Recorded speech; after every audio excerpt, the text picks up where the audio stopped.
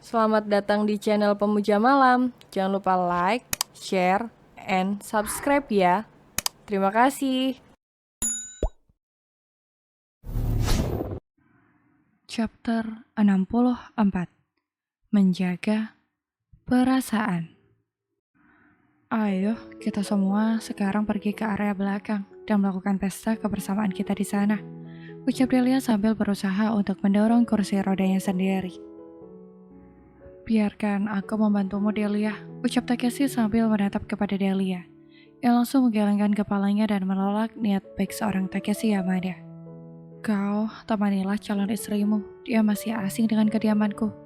Biarkan ayahku yang mendorong kursi rodaku, ucap Delia sambil menatap kepada Satria. Mari, Papa akan mendorong kursi rodamu. Satria langsung mendekati Delia dan mengambil alih kursi roda yang tadi hendak didorong oleh Takeshi. Tapi Om, saya bisa mendorong kursi roda Delia agar bisa segera sampai ke sana, ucap Takeshi bersikeras untuk mendorong kursi roda Delia. Ya ampun, betapa beruntungnya seorang Delia yang dikelilingi oleh orang-orang yang mencintainya. Bahkan Kaisar saja sangat mencintainya dan selalu menjaga perasaannya. Batin Kyoto.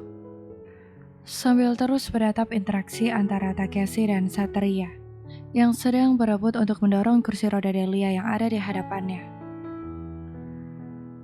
Sudah, saya saja yang akan mendorongnya. Kalian tidak perlu berdebat, ucap Kyoto memisahkan perdebatan antara kedua orang pria tampan dengan beda generasi. Bagus itu, kau lakukanlah sehingga kami berdua tidak perlu berantem, hanya untuk mendorong kursi roda milik Delia, ucap Satria sambil menatap tajam kepada Takeshi yang masih bersikeras ingin mendorong kursi roda milik Delia. Om, saya hanya tidak tega melihat Delia yang saat ini sedang sakit. Tolong, Om tidak boleh berpikir bahwa saya sedang memanfaatkan situasi Delia saat ini, ucap Takeshi sambil menatap kepada Satria yang masih tersenyum kepadanya.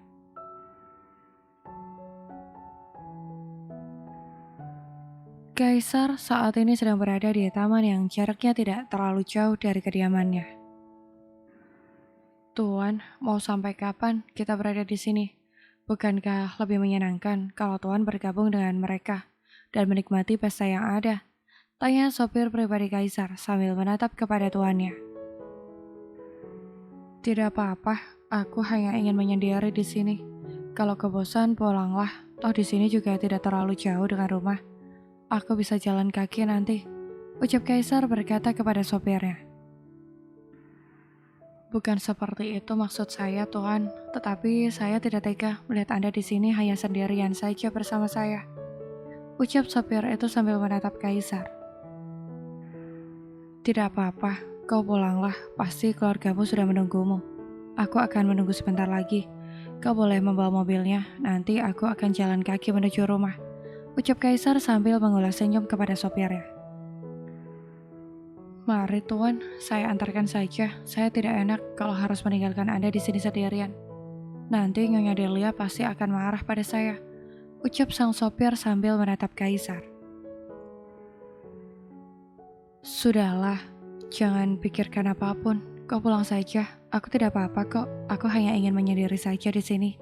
Sebentar lagi aku juga pulang, ucap Kaisar. Bagaimana kalau Anda... Sudahlah, lupakan. Kalau begitu saya pulang dulu, Tuan. Sopir itu pun kemudian naik ke dalam mobil dan meninggalkan Kaisar sendiri di sana. Ketika berada di dalam mobil, dia kemudian langsung menelpon Delia, mengabarkan tentang Kaisar kepada Delia. Selamat malam, Nyonya. Saya ingin mengabarkan tentang Tuan Kaisar. Beliau saat ini sedang berada di taman yang ada di belakang rumah kita. Saya sudah berkali-kali mengajaknya untuk pulang, tetapi dia selalu menolak saya, ucap sopir itu mengatakan semuanya. Baiklah, saya akan mengutus seseorang untuk menjemputnya. Terima kasih atas informasinya. Delia kemudian menutup telepon dan memanggil Takeshi untuk mendekat kepadanya. Maafkan aku, Takeshi, tapi apakah bisa kau menjemput Kaisar di taman belakang? Taman yang ada tepat di belakang rumahku, ucap Delia kepada Takeshi yang tanpa ragu-ragu untuk menyetujuinya. Aku akan menemanimu. Ayo.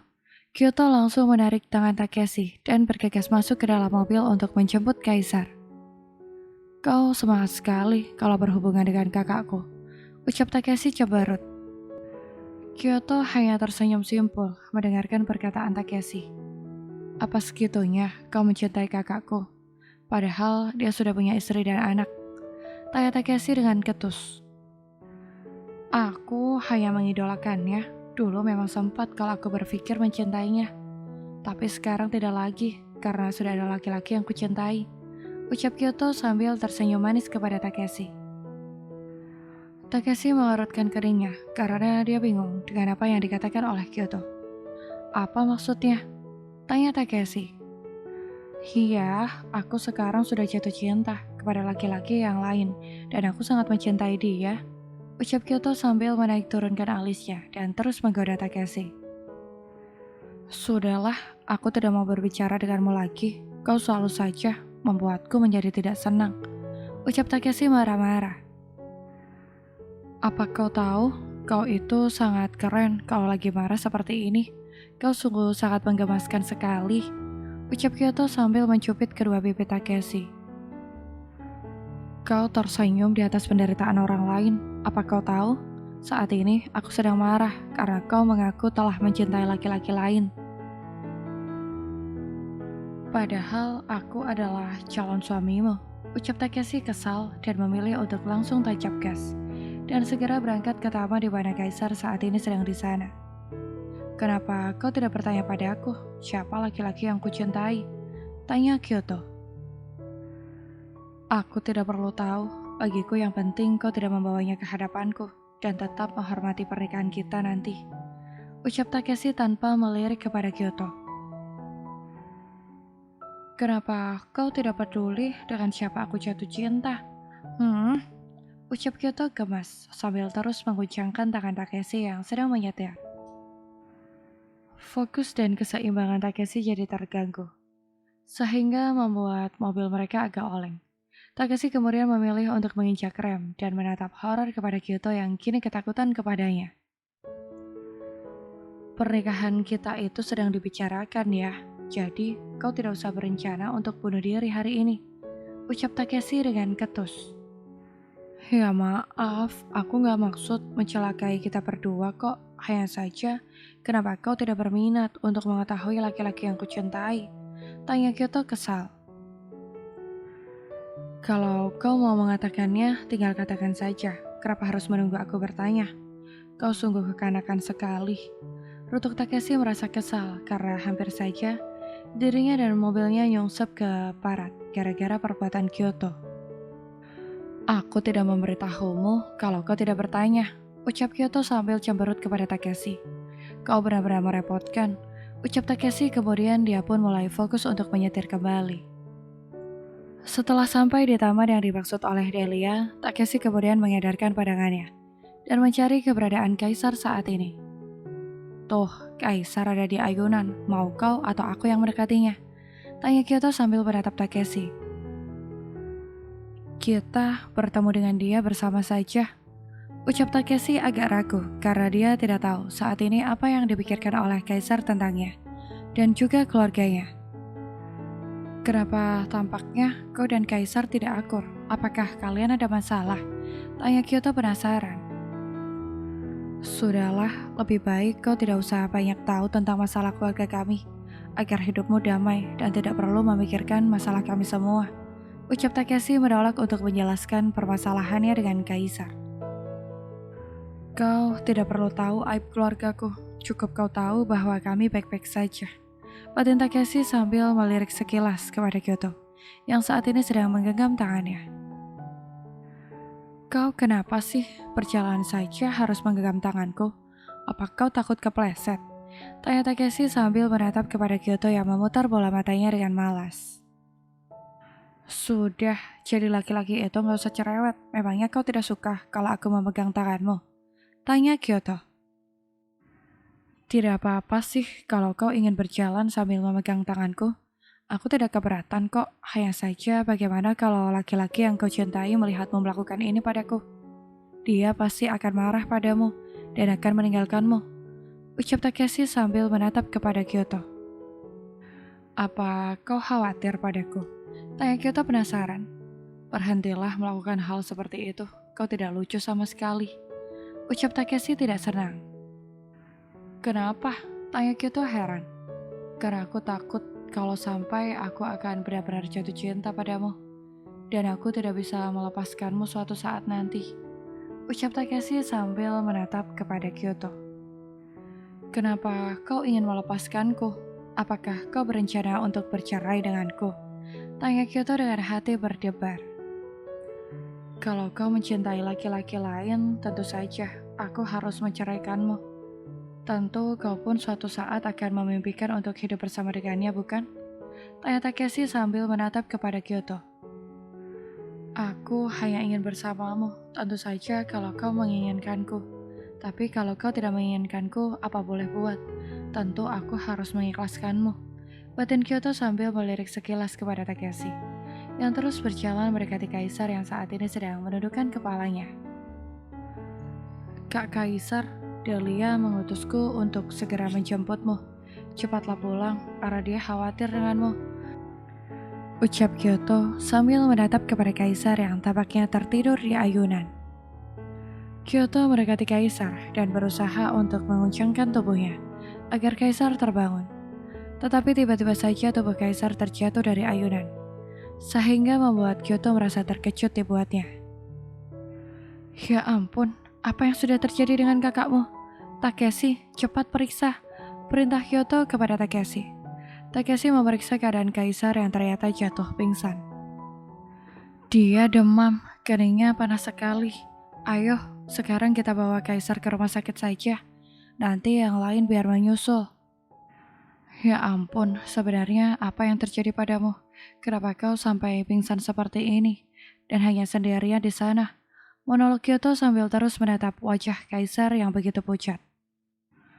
Takeshi, sebaiknya kita mampir dulu ke kediaman Kaisar. Kita tanya dulu pendapatnya Delia. Toh ke rumah sakit juga lewat rumah itu kan? Ayo, kita mampir saja sebentar. Ucap Kyoto kepada Takeshi yang masih fokus menyetir. Baiklah, toh rumah Kaisar juga tidak terlalu jauh dari sini. Ucapnya menyetujui pendapat Kyoto. Setelah mereka sampai di kediaman Kaisar, Takeshi langsung turun untuk menemui Delia dan menyampaikan apa yang terjadi kepada Kaisar. Takeshi, kenapa kau pulang sendiri? Mana kakakmu? Tanya Kenshi ketika dia melihat Takeshi yang masuk ke dalam rumah seorang diri, tanpa Kyoto maupun Kaisar. Kaisar pingsan di taman. Dia demam, keningnya panas sekali. Sekarang dia berada di mobil bersama dengan Kyoto. Kami akan membawanya ke rumah sakit yang terdekat dengan kediaman ini. Saya ingin menyampaikan kepada Delia supaya dia tidak khawatir dengan suaminya. Ucap Takeshi menyampaikan tentang keadaan Kaisar kepada Kenshi. Kau segeralah ke rumah sakit, nanti papa yang akan mengabarkan kepada Delia. Jangan sampai kita melewatkan waktu terpenting untuk menyelamatkan orang yang sakit. Ucap Kenshi kepada Takeshi. Ada apa Takeshi? Kenapa kau tampak khawatir sekali? Di mana suamiku? Tanya Delia dengan kursi roda yang didorong oleh Satria. Delia, kakakku saat ini sedang pingsan di mobil. Tadi kami menemukannya tidak sadarkan diri ketika di taman. Badannya panas sekali. Kami berdua berniat untuk membawanya ke rumah sakit. Apakah diperbolehkan? Tanya Takeshi kepada Delia dengan raut wajah penuh kekhawatiran. Iya, segera kita bawa ke rumah sakit. Tubuh Kaisar memang akhir-akhir ini sangat lemah. Dia sering jatuh pingsan tanpa sebab. Kita harus melakukan medical check-up keseluruhan untuk menemukan sesuatu yang salah pada tubuhnya. Ucap Delia dengan rasa khawatir tentang keadaan suaminya. Kau akan ikut denganku ke rumah sakit atau menyusul bersama dengan kedua orang tuaku? Tanya Takeshi. Kau berangkatlah duluan, aku akan mengurus Deka dulu. Dia saat ini sangat rewel sekali. Mungkin dia merasakan tentang keadaan ayahnya. Ucap Delia sambil mengelus Deka yang saat ini ada dalam pelukannya. Baiklah, kalau begitu aku akan segera membawa kakakku ke rumah sakit. Kau cepatlah menyusul ya, aku khawatir. Kalau dia sadar dan tidak menemukanmu, maka dia akan marah kepadaku, ucap Takeshi. Iya, jangan khawatir, aku hanya akan menidurkan Deka saja. Setelah itu akan langsung pergi ke rumah sakit bersama dengan yang lain, ucap Delia menenangkan Takeshi. Bersambung.